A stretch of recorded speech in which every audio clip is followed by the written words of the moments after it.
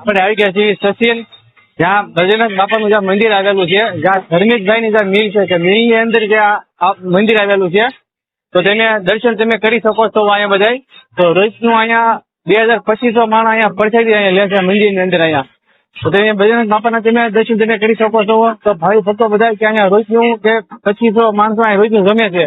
તો ચોક્કસ અહીં સચિન આવ્યો ધર્મિકભાઈની મિલમાં, કે ધર્મિકભાઈ લોન વાળા કહેવાય, જ્યાં તમે ચોક્કસ એના મંદિર તમે પછેડી લેવા તમે પધારી ગયો. જય ભજનનાથ બાપા. આજે ધૂણી છે, જ્યાં ભજનનાથ બાપાની જ્યાં તમે ધૂણીના જો દર્શન કરી શકો છો, કે આ ધૂણીમાંથી જે રાખનો જે સાંડલો કરવાથી બહુ સારું આપણું થાય છે સાંડલો કરવાથી. અને જે આ ભજનનાથ બાપા અહીંયા બિરાજમાન છે,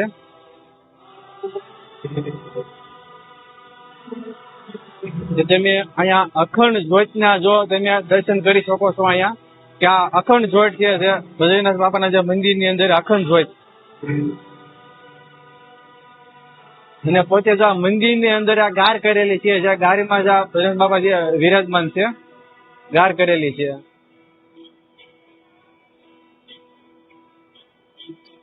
આજે તમે ધૂણાના જો દર્શન તમે કરી શકો છો, કે એટલું ભવ્યથી ભવ્ય જે અહીંયા મંદિર જે બનાવવામાં આવ્યું છે ધર્મેશભાઈ દ્વારા અહીંથી,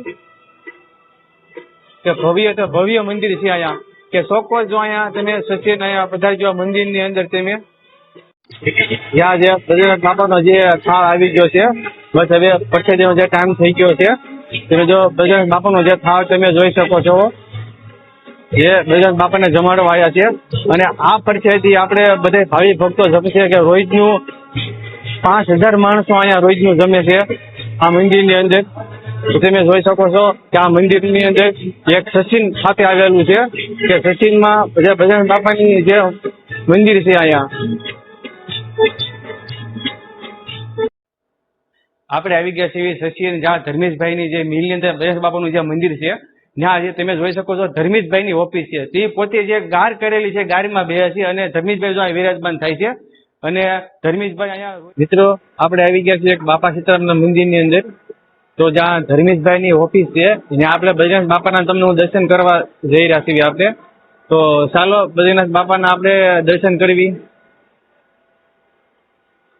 આ ધર્મેશભાઈની બાજુમાં ઓફિસ છે, એની એક્ઝેક્ટ બાજુમાં જે બજરંગદાસ બાપાનું જે મંદિર આવેલું છે. તમે જો મંદિર સૌથી પહેલા આપણે ભજનનાથ બાપાના જે શરણોના દર્શન કરવી આપણે સૌથી પહેલા, પછી ભજનનાથ બાપાના તમે જો દર્શન તમે કરી શકો છો. જે બગદાણા જે છે આ એ જ રીતે અહીંયા છે. અને રોજ જ્યાં ભજનનાથ બાપાના જે પગલા દર્શન કરી શકો છો. અને એની એક બાજુમાં જે હનુમાનજી મહારાજની જે મૂર્તિ છે, તમે એના હનુમાનજી મહારાજના પણ દર્શન તમે કરી શકો છો તમે. અને જે મહેમાનો આવતા હોય બધા, તો મહેમાનો પણ અહીંયા આવે છે ને અહીંયા બેસે છે. મહેમાનો પણ કે સાધુ સંતો પણ અહીંયા આવીને બેસે છે.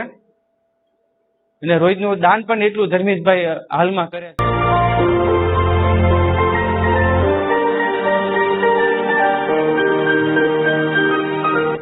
તમે કેટલા વર્ષ તમે સેવા કરો છો? અમે અહીંયા 2007 પછી એક ધારા કાર્યરત છીએ આ સંસ્થામાં સેવામાં.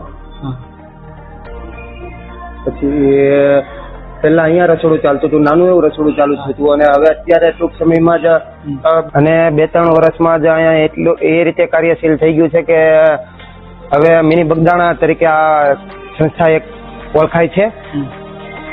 અને અહીંયા અમારે 30 મંડળો છે, અને 4 થી 5 અમારે મહિલા મંડળો પણ છે. પછી અહીંયા અમારે 365 દિવસ પ્રસાદ વિભાગ ચાલુ જ હોય જ છે. ગમે ત્યારે આવો ત્યારે પ્રસાદની વ્યવસ્થા થઈ જ જાય છે અહીંયા. અને આપણે આ જે પલસાણા ચોકડી થી 1.5 કિલોમીટરના અંતરે પારડી કણદે એક જગ્યા આપણે નાનું એવું ગામ આવ્યું છે, એની બાજુમાં જ બાપા સીતારામ આશ્રમ આવેલો છે. અને તે હાવ રોડ ઉપર જ આપણે રોડ ઉપર જ છે. અને અંદર એમનું સંસ્થાના ટ્રસ્ટી ધર્મેશભાઈ લવંગવાળા છે. અને તેના અંદરમાં અમે 30 મંડળો કામ કરી રહીએ છીએ. 365 દિવસ અમારે તારીખ વાઇઝ જ આવે છે મંડળ, કે અહીંયા 1લી તારીખે આ લોકોનો વારો હોય તો પછી દર મહિના 1લી તારીખે એ મંડળ જ આવતું હોય છે. અને પૂનમ મંડળ અમારે અલગ જ છે. દર પૂનમ મંડળ દર અઠવાડિયે દર આપણે પૂનમે જે ભગીરથમાંથી મંડળ આવે છે, પૂનમ મંડળ પોતાની જગ્યા સંભાળી લે છે વ્યવસ્થા માટે. તો આપણે રસોડામાં હશે ચૂલ, જે ભોજન પકાવવા માટે. જો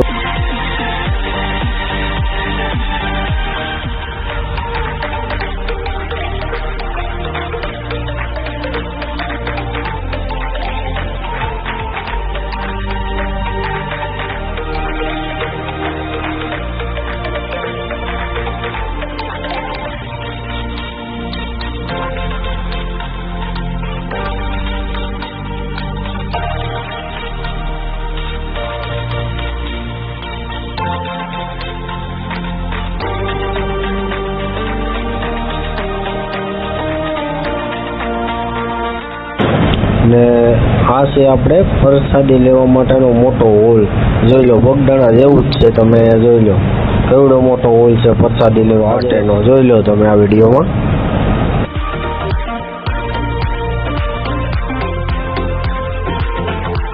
આમાં ભાત છે, શીરો છે, રોટલી, શાક બધું જ છે આપણે પ્રસાદી લેવા માટે. અને એકવાર આવો તો જરૂર આવજો.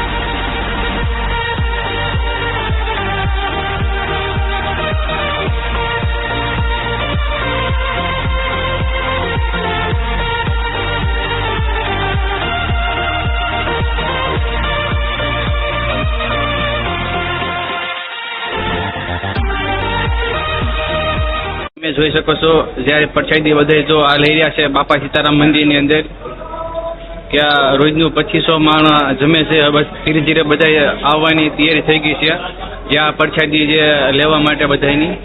તમે જોઈ શકો છો આ મંદિરની અંદર બાપા સીતારામ.